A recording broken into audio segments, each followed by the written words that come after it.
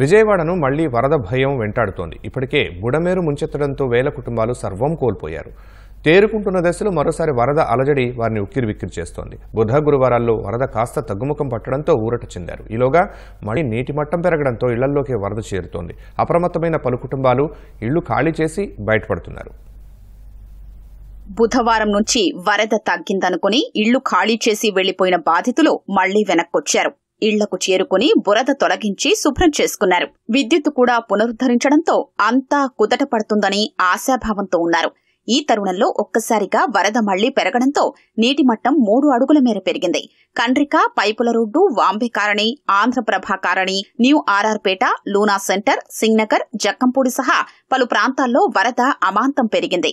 2 రోజుల నుంచి బయటకు కనిపిస్తున్న సింగ్నగర్ ప్రధాన రోడ్డు శుక్రవారం ఉదయం నుంచి మళ్లీ నీట మునిగింది. 75 సంవత్సరాల వయసులో కూడా కుర్రోడ్లాగా ఆయన చూస్తుంటే చాలా కళ్ళమ్మడి నీళ్ళు వస్తున్నాయి. చాలా అద్భుతం. కానీ ప్రకృతి కూడా సహకరించటంలా ఆయన చేసేదానికి మళ్ళీ రివర్స్ వస్తుంది. మరి ఎందుకు అర్థం కావట్లేదు పాపం. మళ్ళీ వాళ్ళు పొంగినాయి. నిన్న అరిగాళ్ళు దాకా ఉన్నది రోడ్లు బాగు చేసి మళ్ళీ వస్తున్నాయంటే చాలా చాలా బాధగా ఉంది. 2 అడుగులు పెరిగింది. నడుము దాకా లోతుకి వెళ్ళాలి. ఇల్లు క్లీన్ చేసాం, మళ్ళీ వాటర్ వచ్చేసింది. మంగళవారం పొద్దున్న మేము వచ్చేటప్పటికి నీరు తగ్గింది. రోడ్డు కనబడుతున్నది అనుకున్నాం. ఇంకా ఫైర్ ఇంజిన్ ఎవరైనా వస్తే మనకి అంటే రెస్టోర్ చేశారు. కరెంట్ అయితే రెస్టోర్ అయితే చేశారు. కానీ మా అపార్ట్మెంట్లో అందరూ కూడా బయటకు వెళ్ళిపోయారు. ఇప్పుడు కొద్దిగా పెరిగిందండి. ఇప్పుడు మాకు మోకాళ్ళతో అంటే 2 అడుగులు to 3 అడుగులు నీరు అపార్ట్మెంట్లో ఉన్నది. ఇప్పుడు భవానీపురం ప్రాంతంలోని housing board colony, Ekalavyanagar, Jojinagar, కబేళా సెంటర్ సహా పలు ప్రాంతాల్లో మళ్లీ 2 అడుగుల మేర నీరు పెరిగింది. చిట్టినగర్ ప్రాంతంలోని కేఎల్ రావు నగర్, మిల్క్ ప్రాజెక్టు, రాజీవ్ శర్మ నగర్, అంబేద్కర్ నగర్ సహా పలు చోట్ల కూడా నీటి మట్టం పెరిగింది.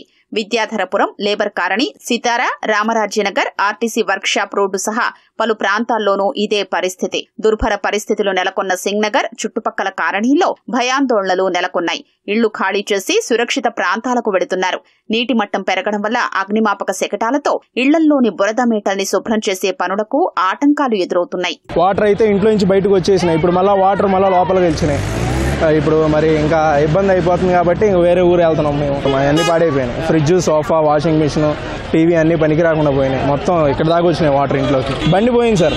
బండి పూర్తిగా పాడైపోయింది. ఇంకా కొంచెం తగ్గుముఖం పట్టేసరికి కొంచెం తగ్గుతుందేమో అని అనుకున్నాము. ఈ రోజు చూస్తే ఇంకా పెరిగేటట్టు లేదు. ఇంకోటి ఏంటంటే ఇవాళ రేపు మళ్ళీ వాతావరణం తుఫాను హెచ్చరికలు చెప్తున్నారు కాబట్టి ఖాళీ చేసిన ఎక్కడికైనా వెళ్ళిపోవడం వేయాలనుకుంటున్నాము.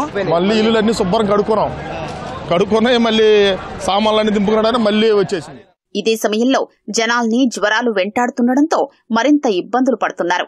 అక్కడే ఉంటే పిల్లలతో పాటు అందరికీ జ్వరాలు వ్యాపిస్తాయన్న ఆందోళనతో ఇంటిల్లిపాది ఊళ్లకు వెళుతున్నారు. కొన్ని కాలనీల్లో దొంగల భయం ఎక్కువగా ఉండడంతో కుటుంబంలో ఒకరు ఇంటికి కాపలాగా ఉంటూ మిగతా వారిని ఊళ్లకు పంపిస్తున్నారు. వరద ముందు కూడా చాలా కుటుంబాలు విషజ్వరాల బారిన పడి తీవ్రంగా ఇబ్బంది పడ్డారు. కోలుకున్నారనుకునేలోగా వరదలు రావడంతో మళ్లీ జ్వరాలొచ్చి ఇబ్బందులు పడుతున్నాయి. అంటువ్యాధులు కూడా ప్రబలుతాయన్న భయం వెంటాడుతుండటంతో ఆయా ప్రాంతాల్ని ఖాళీ చేసి వెళ్లక తప్పని పరిస్థితి నెలకొంది.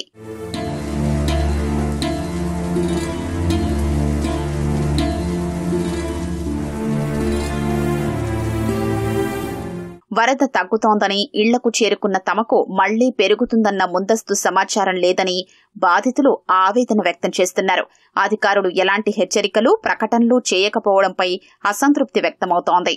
మరోసారి వరద పెరగడంతో ప్రభావిత ప్రాంతాల్లో మంత్రి నారాయణ పర్యటించారు. బాధితులతో మాట్లాడి ధైర్యం చెప్పారు. బుడమేరుకు పడిన గండి పూడ్చివేత పనులు పూర్తయితే నీరు పూర్తిగా తగ్గిపోతుందని బాధితులకు వివరించారు. అయోధ్యనగర్లో వరద తగ్గిన ప్రాంతాల్లో పారిశుద్ధ్య పనుల్ని మంత్రి పరిశీలించారు.